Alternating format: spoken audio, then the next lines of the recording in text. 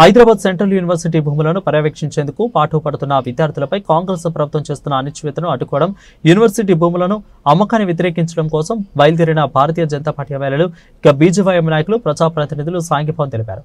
Rangareddy urban జిల్లా అధ్యక్షులు Vanapalli Srinivasa Reddy, BJP రాష్ట్ర కార్యవర్గ సభ్యులు షేర్లింగపల్లి అసెంబ్లీ నియోజకవర్గ in charge Ravikumar Yadav, Gachibowli division corporator Gangadhar రెడ్డిని ప్రభుత్వం గోపనపల్లిలో వారి నివాసాల్లో ప్రభుత్వం హౌస్ అరెస్టు దురదృష్టకరమైన చర్య అని అన్నారు.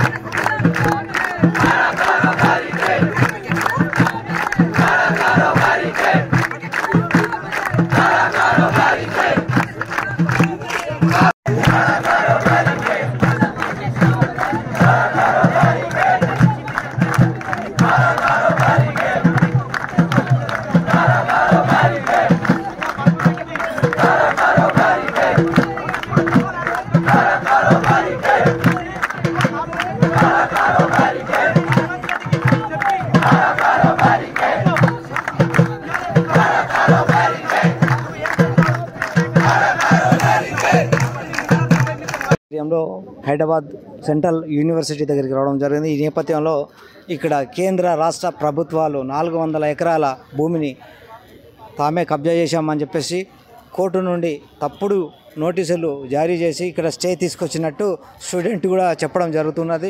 ఈ నేపథ్యంలో రాష్ట్ర ప్రభుత్వాలు అలాంటి వాటాలను విరమించుకొని ప్రభుత్వము ప్రజలకు న్యాయం చేయాల్సిన అవసరం ఎంతైనా ఉందని చెప్పేసి వాళ్ళు భారీ ఎత్తున ఈ హెచ్సియు దగ్గర భారీ ఎత్తున డిమాండ్ చేస్తూ ధర్నాలతో పాటు రాస్తారోకో నిర్వహిస్తున్నారు. ఈ సమస్య ఇంతటి వరకే కాదు, భారీ ఎత్తున పోరాటం జరిగే అవకాశం ఉందని చెప్పి ఇక్కడ విద్యార్థులు ఇక్కడ కూర్చున్నారు. ఈ నేపథ్యంలో వారికి కూడా పోలీసు బందోబస్తు కూడా భారీ ఎత్తున ఏర్పడింది. ఈ వాళ్ళకు కూడా ఎలాంటి కనీసం వాతావరణం కూడా ఎట్లా ఉందంటే పోలీసుల వాతావరణం మాత్రమే ఉంది. ఇక్కడ కనీసం వాళ్ళ పరిస్థితి రెంటికి చెడిన రేవడిలా తయారైంది.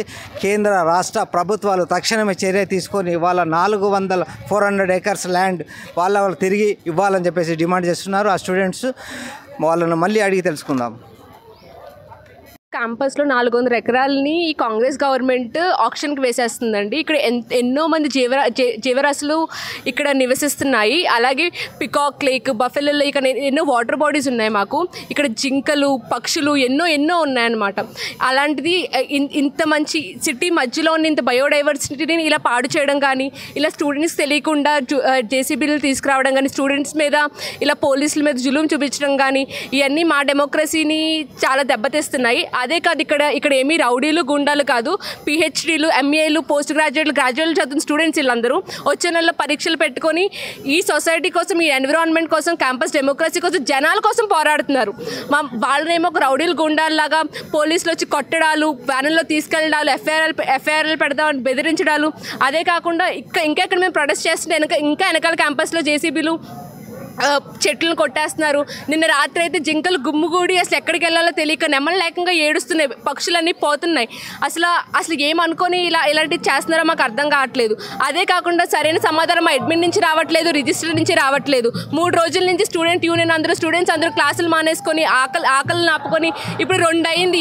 ఇంత ఎండలో పిల్లలందరూ కూర్చొని యుద్ధం చేస్తున్నారు. దేనికోసం? న్యాయం కోసం. మాకు గవర్నమెంట్ దిగి రావాలి, న్యాయం చేయాలి. అలాగే రిజిస్టర్ అడ్మిన్ వచ్చి మాకు సమాధానం చెప్పాలి. ఈ స్టూడెంట్స్ యొక్క ప్రాబ్లమ్ని కానీ, అలాగే ప్రకృతిని కాపాడాలి.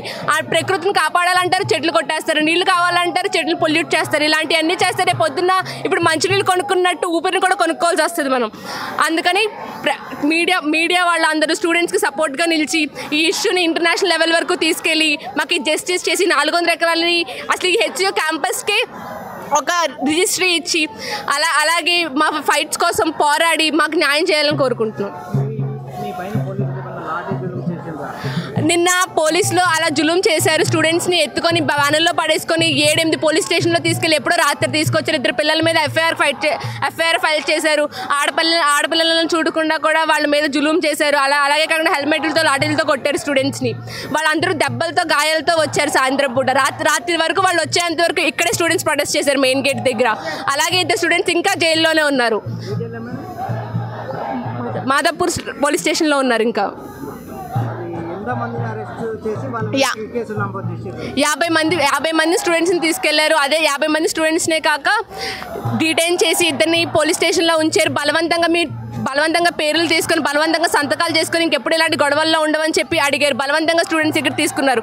We have right to speak, right. మాకు మా ఉద్దేశాలను చెప్పుకునే ప్లాట్ఫామ్ ఉంది, డెమోక్రసీ ఉంది. అలాంటిది మా మనోభావాలని దెబ్బతీస్తున్నారు, స్టూడెంట్స్ మనోభావాలని దెబ్బతీస్తున్నారు. అలాగే కాకుండా ప్రకృతిని పాడు చేస్తున్నారు. ఈ రెండింటిని కాపాడాలని మేము గవర్నమెంట్ విన్నపించుకుంటాం. మీడియా వాళ్ళని ఈ విషయం తీసుకెళ్లాలని కూడా కోరుకుంటాం.